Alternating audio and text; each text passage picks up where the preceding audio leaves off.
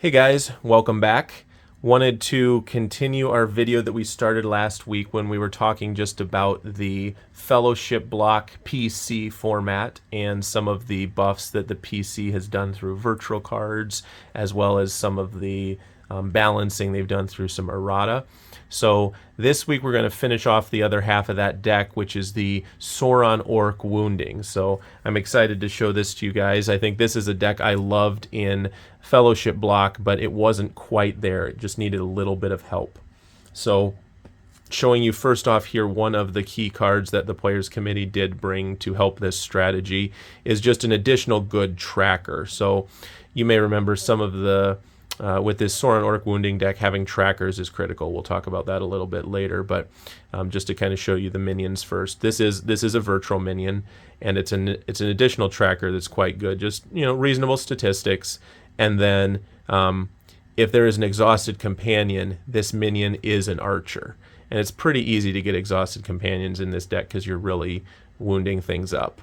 And in theory, if a ton of people get exhausted, he gets really even more powerful. But really that first ability, just giving him Archer, that's huge. And him being a tracker and a good card is huge. So we're running 3 of those. Then we're kind of running the usual suspects of the Sauron Orc Wounding in Orc Assassin. Again, guys, the combo here mostly is if you get 2 of these guys down, you can basically assign them to Frodo and Sam. That's kind of the tech there, and potentially, you know, Sam in particular, this will overwhelm a Sam without any assistance. Frodo, you're going to need a little help to do the overwhelming, but you'll at least get a skirmish on the ring bearer. So if you have 2, like I said, it's a good way to knock out a Sam. But we got those 2 full play set of the Orc Assassin, and again, he's a tracker, of course. Then probably our main staple main, the Orc Scouting Band, also a tracker, makes the roaming penalty -1 on all of these guys because they do roam at 6, which is a little punishing. But this makes the roaming penalty -1, meaning instead of paying +2, you only play +1. And if you get 2 guys down with that ability, you just pay the regular cost. And he just has the standard exert to wound a character he's skirmishing. So very strong, full play set of those. This is largely in here, just again, it's a small minion and it's a tracker, has that same ability that it reduces the roaming penalty. So I think we have 3 of those. Largely why I like to play 3 of those is on our site path.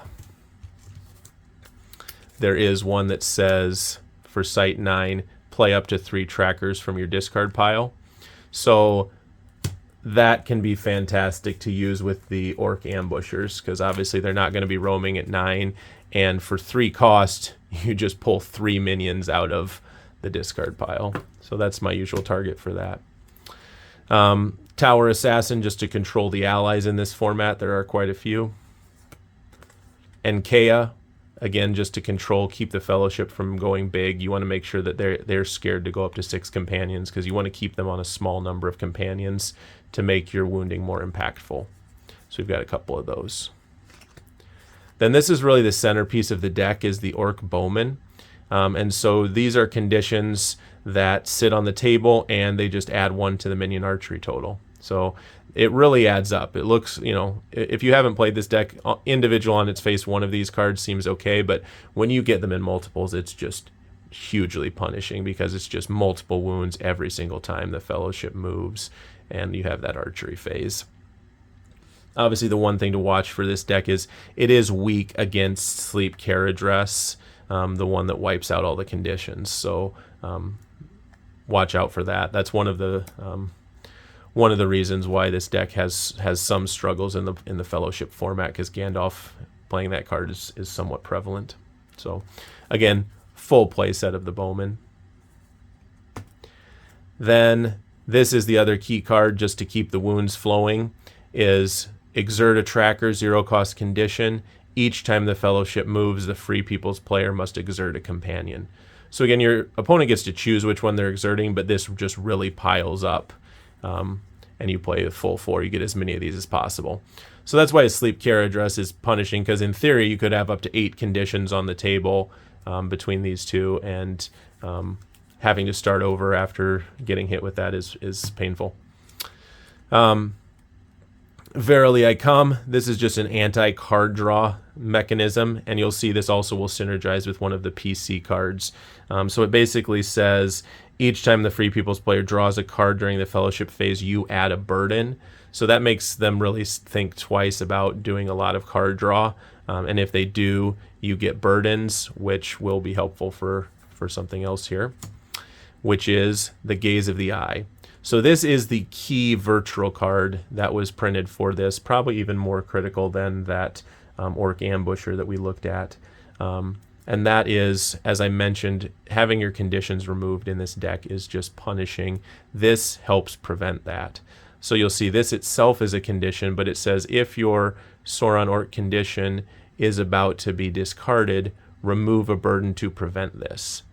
So depending on how reckless your opponent is with burdens, as well as depending on if you can generate some extra burdens for them off of your cards, you can really keep your conditions safe. And that is the key to this deck, is keeping its conditions on the table. So even though this is unique, we play a couple of these just because this is really important to get one of these down. And I love the art they did here. The PC with this card with the ring on there came out fantastic. So kudos. This is the main event that this deck is known for, and that is Hate. Exert an orc to wound a companion. The key thing here, of course, is you get to choose, except the ring bearer, but you get to choose the companion. So it's not one of these where it's like the Fellowship player chooses. Anyone who's exhausted, you just take them out with this. So that's what Hate is so critical for, is anytime there's an exhausted companion, you just can hate them off the table. Full play set of that, of course. And then the last card we have here is, again, more just ally control in the memory of many things. Again, this will just discard an ally or 2 elf allies. So that's just helping with the ally control. And those were the other cards I had looked at with you earlier. So that's the last card there. So like I said, some nice...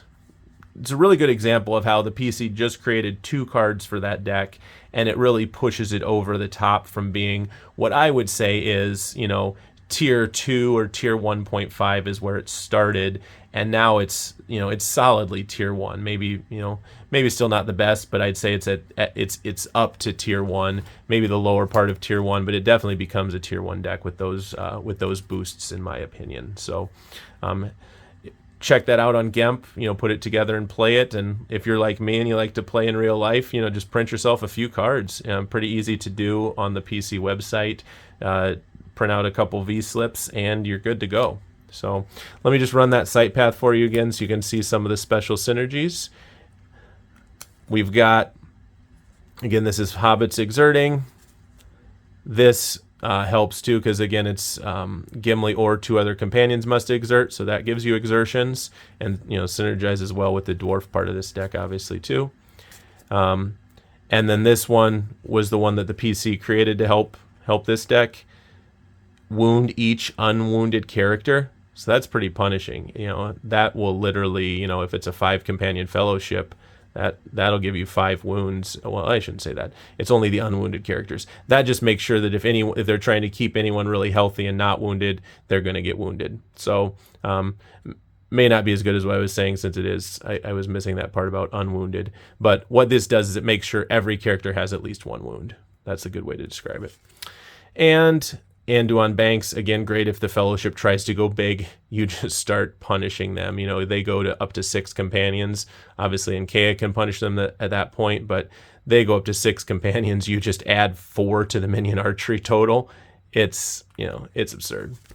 And that was the Toll Brandir that I discussed earlier. So it does say you have to end your shadow phase after you play the 3 trackers, but that's really no problem. Just make sure you play out all your other cards first, and then this will be your last shadow action, because it will make you end the shadow phase. So just a tip with that, don't get eager to pull your trackers and then realize, oh crap, end my shadow phase. So little tip on that too. So thanks for watching, guys. Really appreciated you your interest in these decks, and hopefully this drives people to play the new PC cards on GEMP, or even, like I said, maybe there's more people out there like me than I realized that really just like to play these cards in real life, and this gives you a chance to it. I'll put the link down to the PC card generator where you can generate a PDF of these and print them, but it's really simple, really easy, and prints out great. So give that a go if that's your thing. Well, thanks for watching, guys, and hopefully if this interests you, we can feature more deck techs like this in the future. Take care.